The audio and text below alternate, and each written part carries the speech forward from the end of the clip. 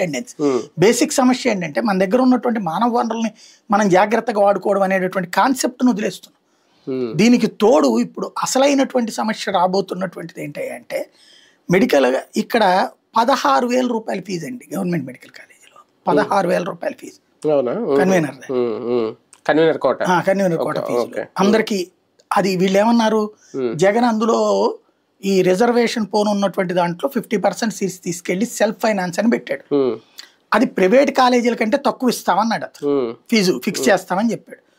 Private కాలేజీల్లో ఫీజులు కూడా జగన్ వచ్చాక తగ్గించాడు 2019 తర్వాత. అంతకుముందు భారీగా పెంచారు చంద్రబాబు గారు ఉన్నప్పుడు. 20 లక్షల దాకానేమో తీసుకుపోతే ఇతను వచ్చి దాన్ని 14కో 15కో కొన్నిటికి 7కో 8కో కొన్నిటికి తీసుకొచ్చాడు. అట్లాగా ఫీజులు తగ్గించి ఆ ఫీజుల కంటే తక్కువ గవర్నమెంట్ దాంట్లో ఉండేటట్టు పెడతానన్నాడు. ఏది అది కూడా ఏంది ఆ కాలేజీ నిర్వహణకు అయ్యే ఖర్చుల కోసం, మిగతాదంతా ఇది అన్నాడు. సరే వీళ్ళు ఏమని చెప్పారు, హామీ మొత్తం దీని కింద పెడతామన్నారు. ఇప్పుడు ఏమంటున్నారు, జగన్ జీవోకు అనుగుణంగా ఇప్పుడు ఇదట, జగన్ జీవోలకు అనుగుణంగానే పీపీపీ కింద ఇస్తారట. అప్పుడు నువ్వేం మోసం చేస్తున్నట్టు, అదేమంటే జగన్దే చేస్తున్నావు అంటున్నారు. మరి అదొద్దనే కదా నువ్వు చెప్పింది.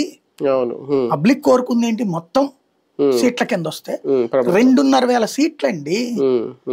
స్వతంత్రం వచ్చిన తర్వాత ఈ దేశంలో ఒక రాష్ట్రానికి ఇన్ని సీట్లు వచ్చిన చరిత్ర లేదు. దేశంలో ఇన్ని సీట్లు పెంచాడు మోడీ, 50,000 సీట్లు పెంచుకొచ్చాడు ఆయన. అందులో మన అదృష్టం కొద్ది వచ్చినాయి 2,500,000. దానికోసమే జిల్లాల విభజన చేసుకున్నాం మనం. దీన్ని ఎవడైనా వాడుకుంటాడు కానీ వద్దు